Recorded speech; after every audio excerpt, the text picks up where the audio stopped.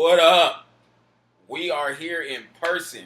It's your boy, E. And I'm with my brother. What is good, world? It's your boy, Mario. Let's get it. Let's have another great episode, man, of Kanes2Kicks.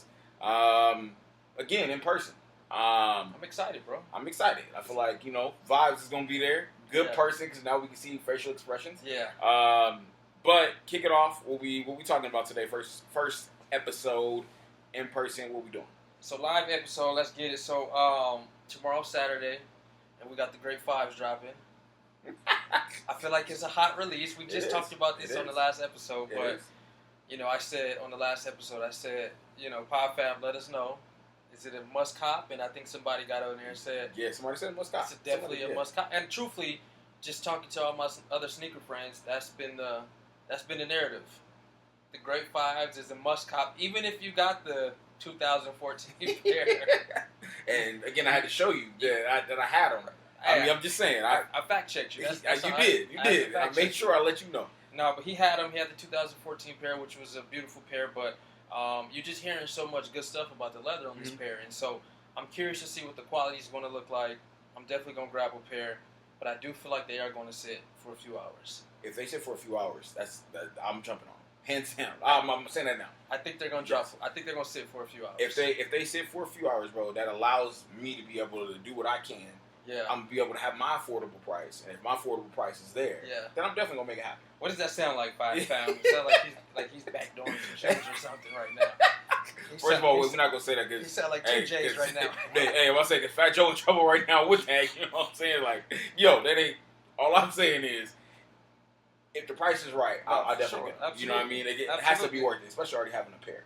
You know what I mean? You know what, too? When you talk about the price drop that you'll get if they sit for a few hours, but let's talk about the price increase that we're saying, right? You know, 5-10 over across the board. Yeah, so they went up on Jordans, which I don't think is cool because Jordans are already a lot, right? You're paying over $200. We're not even talking about the 11s. You're not even talking about the 11s, but it's funny you say that. I pulled out my Columbia 11s, the ones you got for me some years ago, right? Almost, 10 years ago maybe? And I looked at the receipt, bro, and you paid $186.7 out the door, bro. Now they're $250. Now $250. $250 with tax. Yeah. We looking at almost $275. So I pray you get those for $150. Ooh, bro, I hope you double up. Well, man, okay, now you pushing. Now you pushing. I hope you triple up. Hit them over their head, man. Go ahead and get them for discounts. So let me ask you this as well. It's kind of transition a little bit, but I still want to stay on shoes. I want to ask you right now, with all the shoes that are dropping, as of now, what is your top 2 shoes that are the worst shoes that just dropped? Oh, worst shoes. Yeah. Let me see how you feeling. Worst shoes. Ooh, wait, you got me right there. I'll let you think on it. I'm gonna throw my top 2. I'll go worst, or I'm gonna go least to even. I'm gonna go with the first one. You're gonna hate me when I say this. I'm gonna go with the Reimagine ones, the UNCs. I'm going to go with UNCs. Again, just didn't like them. I just feel like they were a fake off-white, trying to put together. And I think, again, more could have been done to that. That's just my personal opinion. But the number one, goes to the Ferrari 14s. Sheesh. Hands down. There's nothing that nobody can tell me that those 14s are one of the best shoes that I ever dropped. Nah. That the material, again, the suede is, bro, the design, all they did in the design was just put some red suede. After the red suede, they end up making it just with the Ferrari on the little emblems up top. That's it. Yeah. It was nothing different. And again, I'm not saying I love a 14 as a shoe, but when we talk about an overall shoe, I think it's one of the worst ones that they've made. Jordan, right? You're talking about Jordan, I'm talking about just Jordan. We're not talking about, if you do have shoes that are outside of Jordan, but just for me, those are the ones that came on top of my head. That it's just looking at it, man, and then just hearing what everybody said after the fact, it's hilarious to me, man. Everybody that was like, oh, man, I got them, and then it's like, whoa. Yeah, I'm not going to lie. Especially the majority of everybody paying retail price. Yeah. You're paying over $2-something, paying $250, I think it's about, or close to about $250 that you're paying. No, for sure. Come on, man. Like, that's For sure. No, you are on to something because, and I don't know, I can't think of my worst 2, but I wasn't impressed with the Ferraris myself. I did cop them. Thank God I was able to get them for a discount. Mm-hmm. Because if I wouldn't, so you back door? Is that what you? Is that what you talking about? Bad Joe, Terror Squad. Hey, Bad Joe, Terror Squad in the building. Hey, you lean back in that one. Yeah, dude. But truthfully, if I had to pay full price for those, I would be really upset because, like you said, the suede was terrible. Mm-hmm. It just looked like a really bad put together shoe, unfortunately. So I wasn't impressed with the Jordan 14s at all. Okay. As we go to what's getting ready to drop, we kind of talked about this in episodes probably a little bit before. And one of the episodes that we talked about was all of the Air Forces for Kobe's getting ready to drop. And you had your opinion on it. Yeah. And as we see right now, the Kobe Vault is getting ready to open. Don't know what that means. Don't know what it means. We're excited because each shoe that has been dropping a lot, the 6s, the 4s, the 5s, not even the 1s, I don't even think had any shoes on them. So there wasn't any shoes in the vault that had different colors outside of the Halo pair. That is very true. So if you looked at all of the ones that did, I think the 9s did, and I think maybe the 11s as well. I know the 8s did because that's what the Wuttas and the other ones that dropped too last year. Mm-hmm. But how are you feeling with after seeing the product of the Air Force One, the first of this year, regards to this Air Force? How are you feeling about it? I like this new one that's getting ready to drop. I like it better than the white and black ones that dropped. Yeah. I like it much better, to be honest. The white and was it white and black? And I know the black was numbered. So the black one was black and yellow, black and yellow. Then the other one was the white and yellow. Yeah, just the kind of the reverse. For sure. Yeah. I wasn't a fan of those, to be honest. I did get the white pair, I want to say, but not a fan of them. The yellow one, the soft yellow ones, they look much better. I guess I'm just not into, and I keep telling you this, I'm just not into seeing a lot of releases of Forces for Kobe, right? I always like exclusivity, right? So one every now and then, beautiful, but it seemed like he got a long lineup of Forces getting ready to drop. So I don't know. Like I told you, I'm not looking to get the soft yellow Forces. Not really my style, but definitely, full assist mode. But what you thinking? I mean, the only issue that I have with that shoe, again, I love the shoe, love the details inside the shoe with the sole. Yeah. Of him, being able to, have practice, and him, shooting with his arm being broken, still, shooting free throws and getting workout in his pajamas. Love the detail with the laces. Love all those details. But the only thing I didn't like is the big 8 in the back. I don't like that. I'm not a fan of that. I think I would have liked more just in the insole of the 8. Or 2-4 would have been cool. For sure. But just in regards to just a big 8, was not a fan of that. Would I still cop them? Yes. Again, I always tell people there's a difference between people jumping on the bandwagon of being a Kobe fan and jumping on the bandwagon of his shoes, or somebody that truly enjoys his shoes. Like, they're shoes that I pass on. Yeah. In regards to like the high top, that dropped. Do I have a few high top? I got, I think, 2 pair of the high top anyway. But when people are like, "Oh man, you just jumping on the bandwagon," I'm like, bro, like, you have no idea. Yeah. Like, for me, I love Kobe's. Yeah. And I'm gonna represent that with Forces, with his 4s, yeah, whatever, yeah. To be able to throw something out there. And I think ultimately, man, I think the shoe, depending on how they're doing, because they said there are some John Morant's that's getting ready to come out, some Air Forces that are getting ready to come out. I seen those. I actually like those. But those are actually clean. Is it because it's a basic colorway? It's just super clean, sleek. You know what I'm saying? I think the Kobe's are doing too much. But I can vouch for you on your Kobe statement. You are one of the few that I know that have been rocking Kobe since.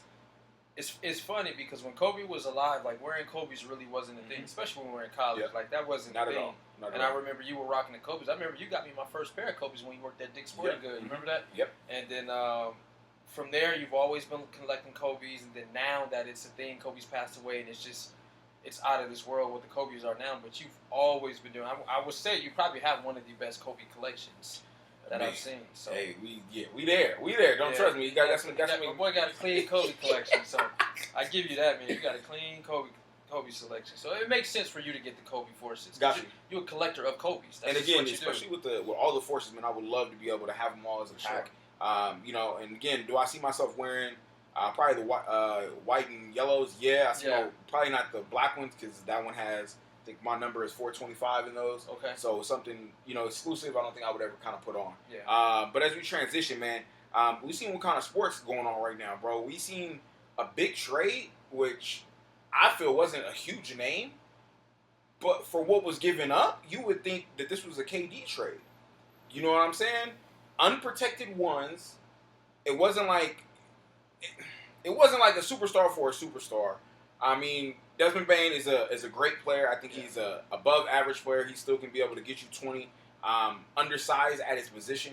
But he's at moments he showed you he's that number 2 guy for Ja. Yeah. That allowed Ja to be able to, some days if he's not having a good, game, the game ain't really flowing for him, he can be able to give it to somebody else and be able to get the game going.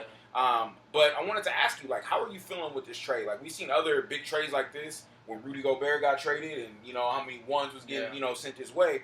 But how are you feeling with, especially with a team like Memphis that, has Jared Jack Jr., that has Ja, that their contract is getting ready to come up. Yeah. And we know if you made all defensive team, you paying a super max. For sure. You know what I'm saying? And we said Dallas didn't want to do that for Luka. That's the reason why he got out of town. How are you feeling with this trade, man? Was it a win on the side of Orlando? Because Orlando did give up some, I think, some nice picks and some nice pieces. But they also got back, Orlando gave up a lot. I feel in this situation with the ones, but like, who won it on your side? I think Orlando Magic won the trade because when you look at Desmond Bane, he's one of those players who is. I think it's more of like he was on a small market team with Memphis, right? And so those guys aren't really highlighted like Austin Reeves with the Lakers. Mm-hmm. Now, if Desmond was with the Lakers and he was doing what he's doing as far as effectiveness and efficiency, I mean, he will be up there in talks like Austin Reeves is. And so when you're coming from a smaller market, you don't really see the highlights, the praise. But I think Orlando Magic wins that trade because not only are you getting a very, very mature player on a young team, but you're getting a very, very effective, efficient type of player. Even when he's that type of player, he's kind of reminding me of Jalen Williams from OKC when SGA was like quiet, wasn't doing his thing, but Jalen Williams stepped up. Like, you got your number 2 guy stepping up like he did number 1 guy. Mm-hmm. You see Desmond do that a lot with Memphis. He does that a whole lot. Especially because Ja's only played 1 full season. You know what I mean? And Ja's not that type of mature player yet to where he's going to kill you from the outside. He's going to get to the foul line. He's going to, make things happen. He does make things happen from the point guard, but I think Desmond right now is just a little more of a mature player, but you build around Ja, right? And those are the type of players you build around. So is it a rebuild for Memphis right now? It has to be. That's the only thing I can think of. So does that mean, are you getting rid of Jared Jack? Or are you getting rid of Ja in this situation? It just depends, right? I think you'll answer those questions after the draft within the next 2 years, right? Because again, for unprotected, it reminds you of what an OKC does, out there when, again, the picks that they got for SGA, again, the team that they with Chet and Jalen Williams, how they have made that team, it was basically due to the draft and the picks. And you can say the same thing with Boston, too. For sure. And I think teams are moving towards that again, right? I think they're saying that, if we take our time and we mature these young players, like we take the time and we build them up. I agree with that. We can get something out of it. I mean, we drafted them for a reason. Mm-hmm. Why not invest in them a little more, right? So, I think Orlando wins that trade because they've done that. They drafted their players. They kept them. Look at Banchero. I get it. I mean, again, he's starting to become that guy, bro. He is. Like, he's heading to, you think about superstar status. Orlando went to the 5th seed. Like, and again, Desmond, who's a good team and locker room guy. And they're in the East. And again, it's not like going in the West where Desmond's going through. It's kind of like playing in the SEC where you're playing a hard team typically every other night because you're playing in your division. So again, he's predictable. Yes. You know what you're going to get day in, day out. I still think they gave up some good pieces as well. Yeah. If I'm not mistaken, didn't Cole Anthony go as well? Yeah, he did. Yeah, you know what I mean? I think Cole Anthony is underrated. Again, the market that he's in. He's not giving you the efficiency. He's not giving you the scoring. And I get that. He's not giving you the 3-point shooting that Desmond's going to give you. So I think Desmond, again, hands down, will give you that second player that Pancho needs when he's out there. Because ultimately, who was his second? What's his name? I don't even know his name. Banchero. We're going to go Banchero. Yeah. He's good. Y'all know who we're talking about. Yeah. But there's also some, and I know we're trying to stick to our time. Yeah, no, we good. But I want to ask you this. It's something I actually found out. Please let me know it's true because you kind of got your ear to the kind of the NBA market.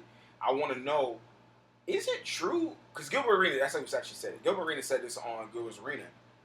I didn't know players had to agree for you to wear their shoes on a court.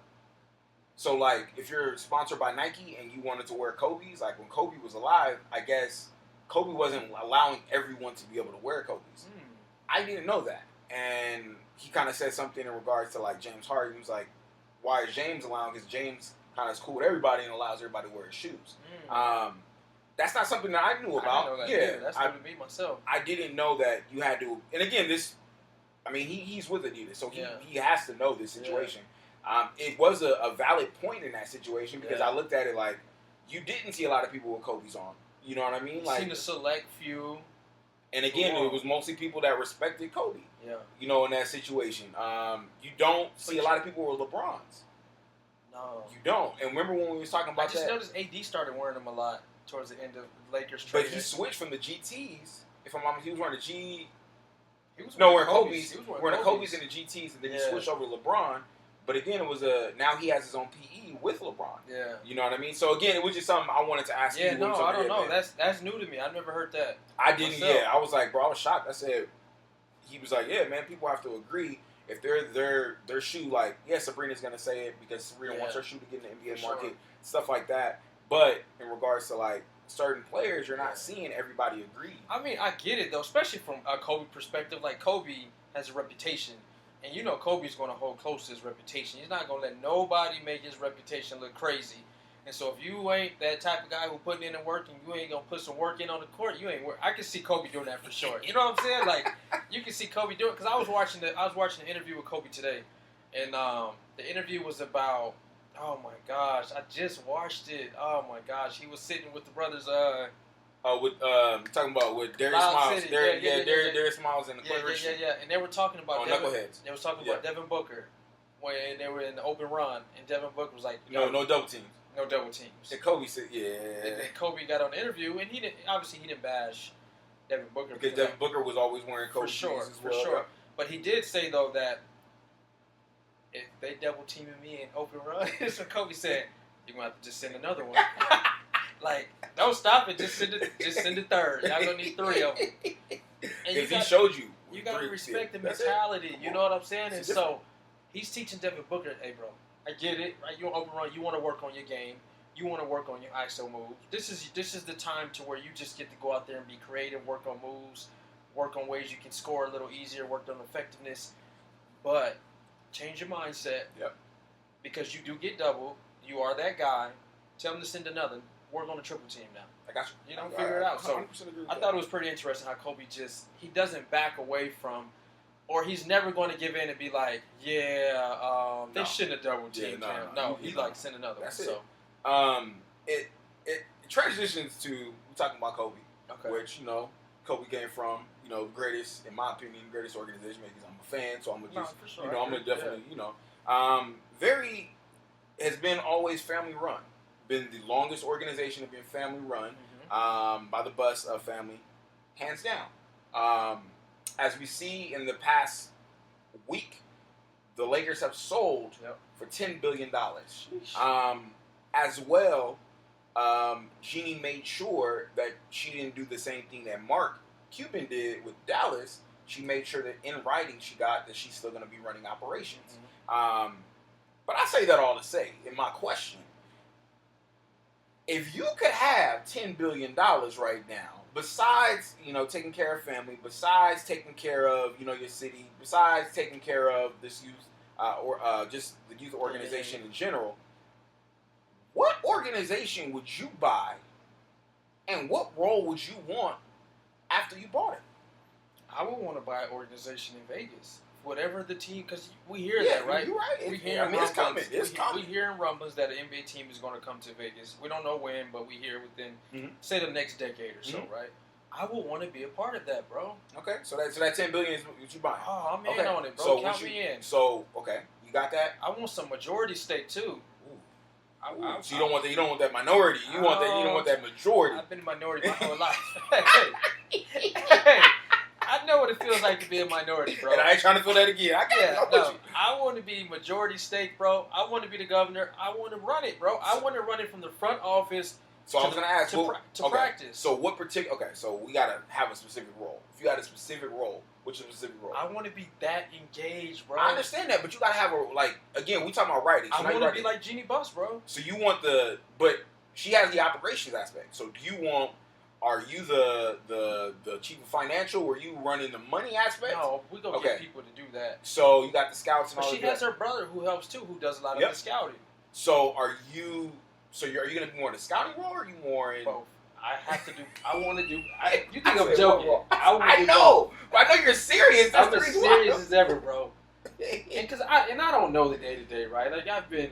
No, I got you. I got you. I would really enjoy doing both. Especially the business side I would enjoy, right? And I would love to see... Sponsorship. All of that. And I would also like to see what it looks like to go out, to scout from a general manager standpoint, right? The scouting process. How are we going to bring these new guys in, right? What's the trade market going to look like? What seed are we trying to get to in the playoffs, right? Like, what is what the cap? Like, I want to know it all, bro. I want to do it all. So, initially, I said the football team that I would buy. Okay. Because, again, my passion for football. Yeah. But, in all honesty, have you ever heard of a Major League Baseball team owner ever selling their team? It's rare. It's rare in this day and age. Don't get me wrong, a few have sold, and I'm not saying people haven't, but we're hearing more NFL, teams, selling. We're hearing more basketball teams. I want to be in a position where no matter what, I don't care how bad we doing, for sure, I can still be able to pay what I need to pay. And then as well, if we're talking about a role, I would want to be scouting / I won't even say, I'm not going to say the face, I want the players to be the face. But I want to be the scout, and I also want to be the person that is making sure the final decision is coming through me. Yeah. You know what I mean? Whether that is through scouting or who we're getting ready to draft. Again, baseball has a whole bunch of rounds, but just to be able to be there and be a part of that. Yeah. And as well, just being able to, who our franchise player is, yeah. And be able to surround them with the marketing aspects. So for me, if I had to be a baseball team, I'm going to go with the Giants. Because, again, I would love to be able to go back to the hometown and be able to build more on that and be able to kind of globalize that team nationally. Absolutely. So more, again, how the Dodgers are, overseas. A lot of people, associate them, especially with, Ohtani over there, and just the different demographics that they do have. It reminds you of Ichiro's, when he was with Seattle. Yeah. But as we wrap up, and I got about one minute left. So let me ask this question. Keep going. We're good. I mean, no. We go. Again, we'll wrap with this one though. Okay. And you take your time with it. Okay. Somebody asked me something this week, and it almost got me emotional. And I'll be blatantly honest with you. But I'm gonna ask you, and then I'll share mine after too as well.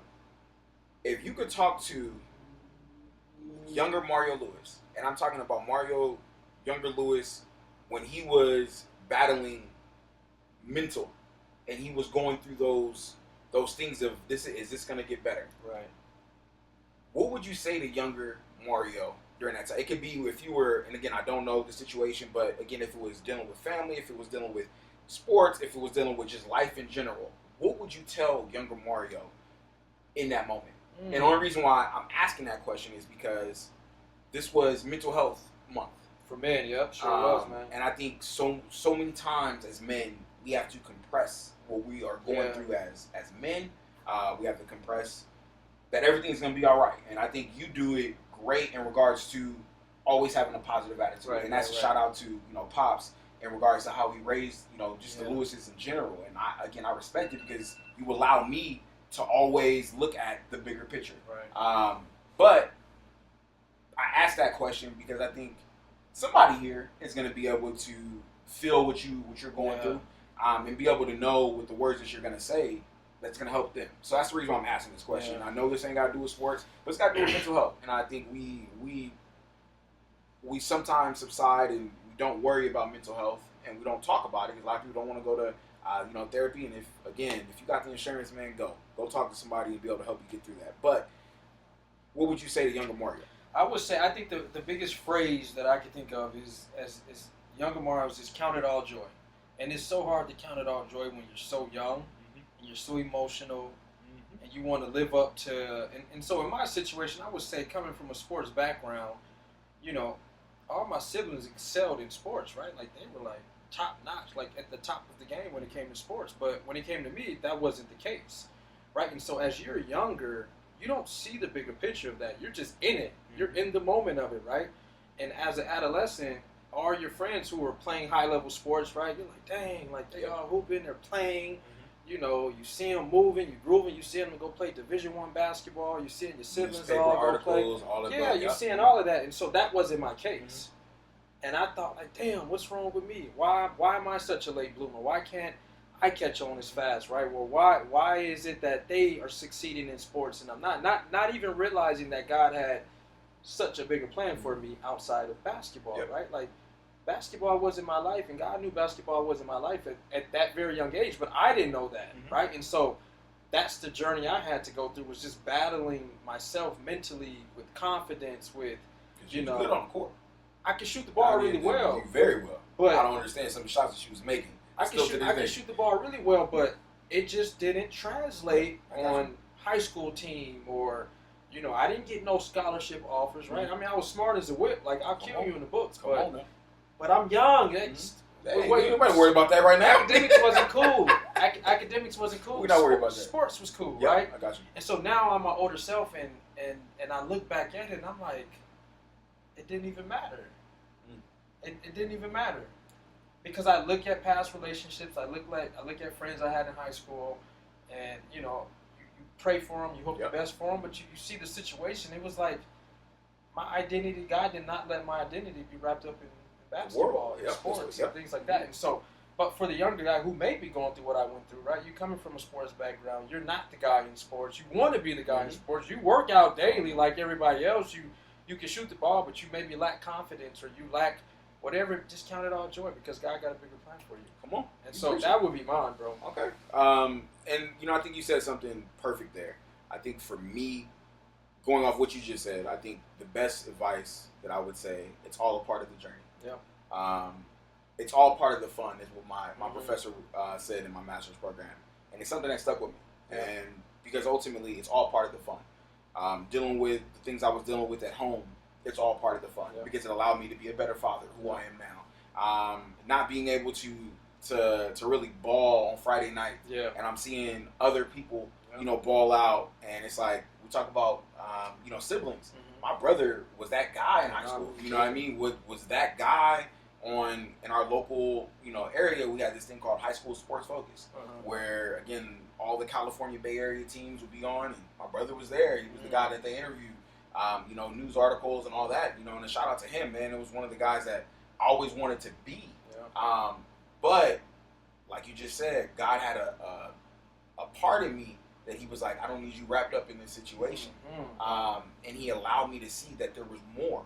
And I love my brother, and I love the things that he's doing now. But for me, it was good I didn't go down that path because I know and I've seen what others have went down, and I've seen the identity crisis that they have when they get done because they're so much embedded because of college now is that, 6 a.m. workouts, this and that, and you're doing it for another 4 years on top of the 12, 15, 16, 17 years that you've been doing it. Now you're adding another 4 years, and now it's, oh man, I'm right close to my dream, whether that's the NFL or NBA, and you don't get there. And now you have identity crisis on what can I do to be able to supplement that missing hole that was in me. Rather than myself, I was able to go to college and find other things to supplement what I needed to fill that void at an earlier time. So I look at, man, the bigger picture. It's all part of the fun. I got emotional about it because I know who that kid was. That kid that was shaking his head and was like, man, I know I'm good. I know I'm good. I just wish I had some people, going back to our previous conversation, that could push me to bring it out even more. Where I lack confidence that I can be confident because I'm seeing, shout out to, my best friend. I seen how confident he was on the football field, and no matter what, it was they wouldn't play him. But when he finally did get in the game because somebody was hurt or somebody wasn't doing anything, you would hear a pick six. Balling out. You know what I mean? Ball out, but they would still try to bench him. Yeah. But his confidence never lacked. Wow. Because he had a father and a mom. And I'm not saying my parents in general didn't, but the things of what he was given, his dad instilled that in him. So when he got on the field, he had his dad in the back of the head, you know, in that situation. So, that's awesome. you know, again, man, I appreciate you answering that, being vulnerable so they could be able to, you know, kind of take a step this in. is for the people. But I think it was just more of, why not ask something like that? Again, it's mental health, and let's, you know, be able to kind of talk about, you know, that as an aspect, but ultimately, us as men. Absolutely. You know, because again, you don't even see a final version of it. You see another chapter. Yep. You know of what we are, but you don't see a final version. And this is bigger than sneakers and all of that stuff, right? Mental health and making sure everybody's okay and, you know, things like that. So this is necessary at times. You know what I'm saying? So I'm happy you asked that question because, like you said, it is going to help somebody, right? They could be watching this for shoes and not knowing at the end of this episode you're going to get a nice little word. So that's it. You know, that was good. Do you got you gonna leave with something? But before we leave them with something, can you please make sure you subscribe? And if you haven't, subscribe again. Repost that thing, talk to somebody, and then have them subscribe. We appreciate y'all, man. This has been a great episode. I know our schedules wish we can be able to do this more often because we're seeing each other's facial expressions. We're able to feed off each other. Sure. It's fun, and this is something that we, you know, we're great at. I feel like just with the, you know, the vibe is always there, man. But as we wrap up, besides subscribing, what you gonna leave them with? Well, I don't have much, but I do love the conversation that we just had, and so what you said, right? Enjoy the fun, enjoy the journey, and count it all joy. Like, keep it that simple, you know. Count it all joy. I like it. That's it. All right, y'all, man. We love y'all. Yeah. Peace out.